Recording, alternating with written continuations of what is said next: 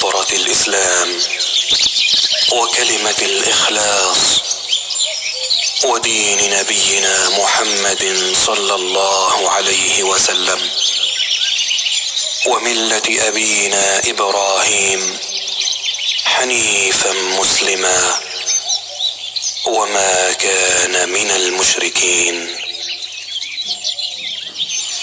أصبحنا وأصبح الملك لله والحمد لله، لا إله إلا الله وحده لا شريك له، له الملك وله الحمد وهو على كل شيء قدير.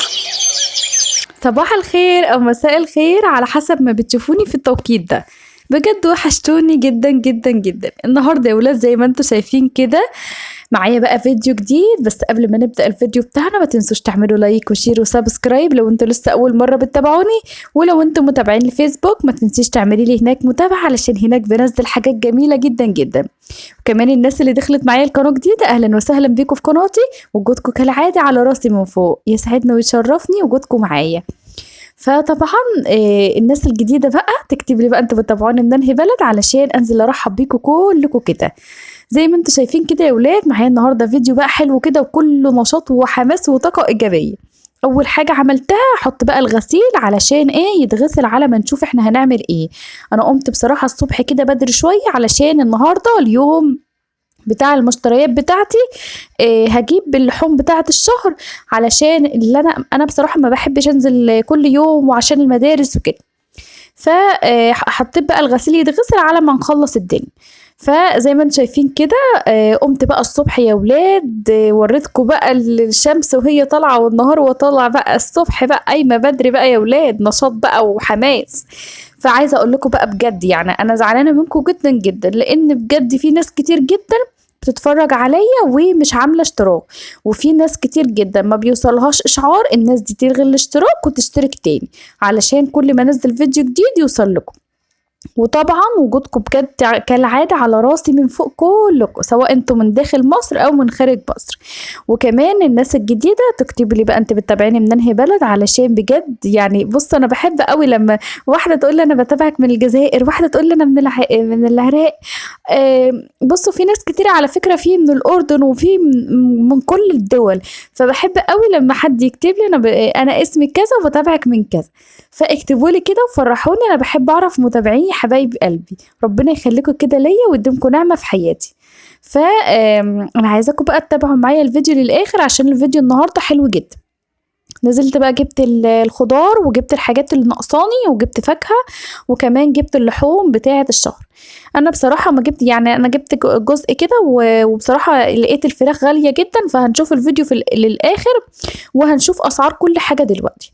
هنا الجوافة يا ولاد كانت اقل حاجة، كانت ارخص حاجة الجوافة كانت ب10 جنيه. فهنا كنت جايبة 3 كيلو من الجوافة، فبصراحة سعرها كان حلو، وكمان كانت الجوافة حلوة ما كانتش وحشة، كانت الجوافة زي ما انتم شايفين كده جميلة وجامدة وجميلة ما فيهاش اي حاجة. وكمان هنا البلح الاسمر كنت جايباه ب20 جنيه الكيلو، جبت كيلو بس. هنا كمان التفاح كان ب45 جنيه جبت كيلو، والرمان برضو جبت كيلو 2 كبار كده كان ب15 جنيه الكيلو. الخضار بقى عايزة اقول لكم الخضار والله العظيم بس تحس ان هو اغلى من الفاكهة. يعني انا ما اعرفش ايه اللي حصل في الدنيا يا ولاد، ربنا بجد يرحمنا برحمته، لان كل حاجة غالية وكل واحد بصوا مرتبه زي ما هو ما بيزيدش. فربنا يا رب يعين كل اب وعلى بيته، بجد يعني الدنيا بقت صعبة جدا جدا يعني. فربنا يعينهم ويرزقهم يا رب برزقنا ورزق اولادنا. فهنا بقى يا ولاد كنت جايبه برضو خيار وجايبه فلفل. عايزه اقول لكم بقى بصوا بقى الفيديو كله حماس ونشاط، فعايزاكم بقى تتابعوا الفيديو للاخر وحطوا لي لايكات كتير يا ولاد، وما تنسوش تشيروا الفيديو كده علشان الفيديو ينتشر كده واللي يعني يتشاف. يعني كل ما الفيديو اللايكات بتكتر كل ما الفيديو بيتشاف. يعني فضلا وليس امرا منكم حبايب قلبي واخواتي، يعني حطوا لايكات كتير، ويا ريت شيروا بقى الفيديو لاصحابكم قرايبكم جيرانكم، بص اي حد معاكم على التليفون شيروا الفيديو ده. فكده ربنا يخليكم ليا ويدومكم نعمة في حياتي. هنا بقى يا ولاد الخيار كان ب20 جنيه والفلفل كان ب15 جنيه. فجبت كيلو وجبت كيلو برضو. وتعالوا بقى نشوف احنا جبنا ايه كمان النهارده. طبعا جبنا حاجه نطبخها، فجبت كوسه. فجبت هنا كوسه، جبت كيلو كوسه. وبصراحه الكوسه كانت جميله جدا، شايفين يا ولاد عامله ازاي. وكمان جبت هنا قته برضو، جبت كيلو. بصوا الحاجات الخضار ده انا بصراحه بجيبه كله مثلا كل 10 ايام، بجيب كل 10 ايام، يعني بجيب 3 مرات في الشهر الخضار والفاكهه. فالحاجات دي تكفيني لمدة 10 أيام أنا ما بنزلش. لكن لحوم أنا ما بنزلش يعني اللحوم دي بتتجاب مرة واحدة في الشهر. يعني المشتريات بتاعة اللحوم بجيبها مرة. لكن بصراحة الخضار والحاجات دي بتكفيني بصراحة 10 أيام بكتير قوي قوي. فعايزه اقول لكم بقى، لان انا كمان عامله دايت اليومين دول، فباكل خيار، باكل قته، باكل جوافه، الحاجات اللي هي مسموح لي بيها، او تفاح. لكن انا ما ينفعش اكل بلح اسمر ولا عنب ولا الحاجات دي خالص. فبصراحه يعني على قد ما اقدر بلتزم جدا يعني. بصراحه كنت عايزه انزل وزن شويه علشان برضو اكون اخف اكتر من كده يعني. فعلشان اعرف اتحرك برضو لولادي واعمل لهم كل حاجه، وكمان التصوير بياخد وقت وعايز خفه كده. فانا حبيت ان انا برضو اظبط الدنيا شويه. هنا يا ولاد برضو كنت جايبه بيض. البيض عايزه اقول لكم رايح في داهيه يا ولاد. هو والفراخ معرفش في ايه. الكرتونه كانت عامله 140 جنيه، فكنت جبت نص بس، كان ب70 جنيه. بصراحة بصوا، أنا بجيب نص بنص كده، لما بيخلص بجيب نص تاني. لما بلاقيها رخصت شوية بقوم جايبة الطبق على بعضه اللي هو ال30. لكن طول ما هي غالية كده بجيب 15 ب15، لما يبقوا يخلصوا يبقى يفرجها ربنا. هنا بقى رصيت بقى كل حاجتي والحاجات اللي انا بصوا خلي بالكم.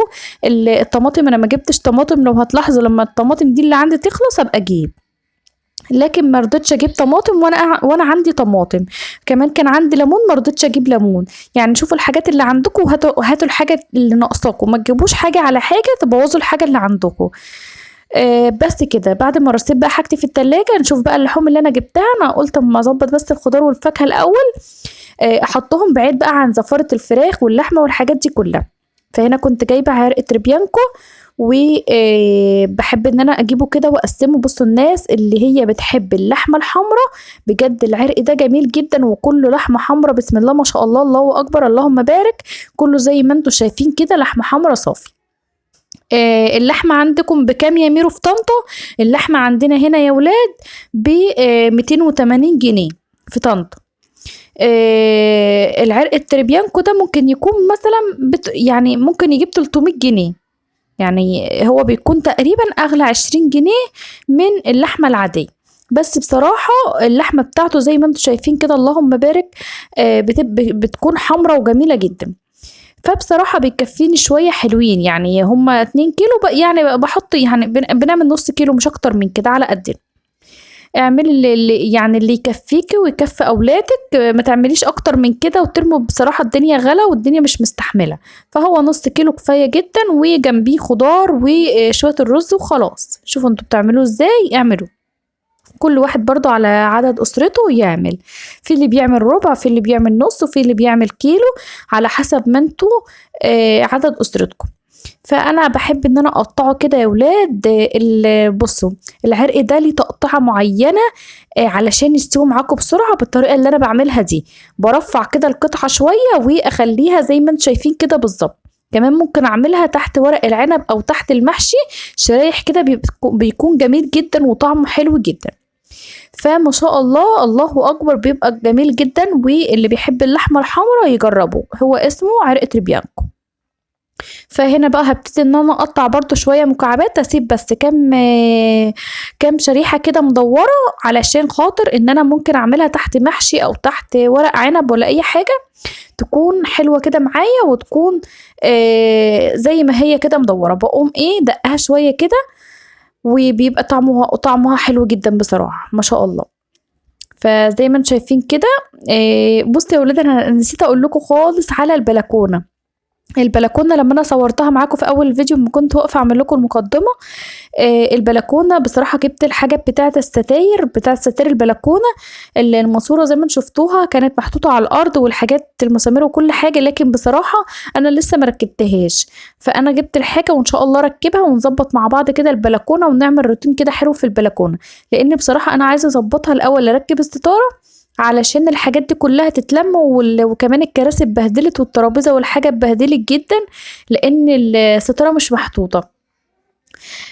فركب الستارة الأول وبعد كده نظبط الدنيا بقى، لأن أنا كمان عندي عايزة برضو أغسل الكفرات بتاعة السجاد قبل الشتاء والدنيا. بصوا يعني أنا عايزة أظبط شوية حاجات كده بإذن الله نعملها مع بعض، فإن شاء الله بإذن الله الفترة اللي جاية دي في فيديوهات حلوة جدا جدا. هنا يا ولاد بقى جبت كده الأطباق ديت، أنا ببقى جايبة فيها حاجات من عند فتح الله، فبصراحة بسيبها بغسلها واسيبها. أوقات إن أنا بكون جايبة لحوم أو جايبة أي حاجة بحطها فيها بتكون عند الأطباق دي، هي جميلة جدا. فهنا بقى بحط ان انا بقسم اللحمة كده على قد الاكلة بتاعتنا، يعني على حسب ما انت بتاكلي اعملي. هنا برضو الكبدة، هنا جبت كبدة كيلو، هحطها برضو على طبقين. عايزة اقول لكم الكبدة المتلجة سعرها 120 جنيه، الكبدة اللي هي الجزارة ب300 جنيه بتمن اللحم. فتمام كده، هي دي انا جبتها نص كده شرايح، بس بصراحة جميلة جدا يا ولاد. وبصوا شايفين، بصوا حاجة كده جميلة وكمان حمرة وجميلة زي ما انتم شايفين كده. وكمان جبت هنا كنت جايبة برضو فرخة، وجبت كمان كيلو بانيه. على الفراخ بصراحة غالية يا ولاد جدا، فراخ ب82 جنيه عندنا. قولوا يعني قولوا له اسعار اللحمة والفراخ والحاجات دي عندكم بكام؟ اكتبوا له بقى في الكومنتات كل واحدة من انهي، كل واحد كده يكتب لي هو منين والاسعار عنده ايه، علشان كل واحد يشوف الاسعار الدنيا عاملة ازاي. بجد الاسعار رايحة في داهية، والدنيا بصوا رايحة في داهية، ربنا يسترها يا رب. ربنا يسترها بجد على اللي جاي، اللي جاي شكله صعب. الحمد لله ربنا كده معانا ويكملها علينا بالستر يا رب. فيا ولاد هنا بقى حطيت برضو كل نص كيلو كده في طبق. هنا بقى بعد ما خلصت هنا رصيت الحاجه زي ما انتم شايفين كده، حطيت قلت لكم ان انا حطيت الكام شريحه دولت كده زي ما هما، ما قطعتهمش علشان ان انا احتاجهم في وصفه.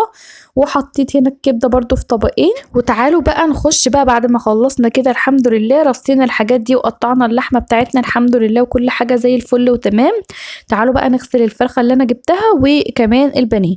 انا بصراحه كنت بصوا عايزه اقول لكم ان بجد مية دي نظيفه جدا جدا يا ولاد، وحاجتها جميله جدا جدا والله، نضيفه زي العسل كده، حاجتها جميله ونضيفه. انا اول ما بقول لها اعملي لي كذا بتقوم بصراحه. بصوا شايفين الليمون، وبتغسلهم كويس جدا يعني بتحط ملح وليمون وبتنضف الحاجه كويس جدا. فزي ما انتم شايفين كده اصلا الطبق البانيه جاي محطوط عليه الليمون وملح وكده ومتظبط. وكمان الفرخه نظيفه جدا، بس انا بصراحه بحب اشطف شطفه كمان قبل ما اشيل الحاجه. فانا بكون طالبه منها الحاجه بتنضفها لي وتنقعها لي، وبعد اخدها منها بصراحه جميله جدا. فزي ما انتم شايفين كده انا بصراحه انا يعني ايه قلت استنى شويه، جبت فرخه واحده بس يعني تقضي الغرض اليومين دول، وبعدين على ما اشوف الدنيا هترخص ولا هتعمل ايه بصراحه. لان الفراخ بصراحه غليت جدا مره واحده كده، يعني انا كنت جايباها الشهر اللي عدى كانت ب58 جنيه، نطت مره واحده يا ولاد بقى ب82 جنيه، حاجه بصراحه صعبه يعني. والبانيه كان ب100 و190، كان ب190 جنيه الكيلو. فكنت جايبه كيلو بانيه وجبت كمان الفرخيه دي. قلت شويه كده انا كده كده عندي حاجات تانية، وكان عندي لحمه مفرومه، فهنظبط الدنيا ونقضي الغرض لغايه ما الفراخ يمكن تنزل شويه. لو نزلت شويه نكمل بقيه المشتريات بتاعتنا، لو ما نزلتش شويه هبقى اجيب واحده واحده في واحده وخلاص. فربنا كده يرحمنا برحمته بجد، لان بجد الدنيا بقت صعبه جدا يا ولاد. ايه ده؟ قولوا لي بقى الفراخ عندكم في بلدكم انتوا منين وعندكم بكام؟ قولوا لي بقى يا ولاد، اشجوني يا ولاد. مش عارفين هنعمل ايه والله. وبعدين الواحد كل يوم بيحتار هنعمل ايه. وعايزه اقول لكم على حاجه، ان الفراخ دلوقتي زي الخضار بصوا كلها محصله بعضها، كل الاسعار بصوا نار، كل حاجه غاليه. يعني لو قلت هعمل أكلة مش متكلفة بتكلف. كنا الأول بنقول هنعمل كشري يعني أكلة وتعدي اليوم. عايزة أقول لكم دلوقتي إن الكشري بيتكلف أكتر من الفرخة، يعني لو حسبتوها هتلاقوا الكشري بيعدي أكتر بالفرخة والله. فكلها بقت محصلة بعضها، الكشري زي الفرخة زي كل حاجة. وكمان البيض غالي، كل حاجة غالية، فكل حاجة بقت زي بعضها دلوقتي.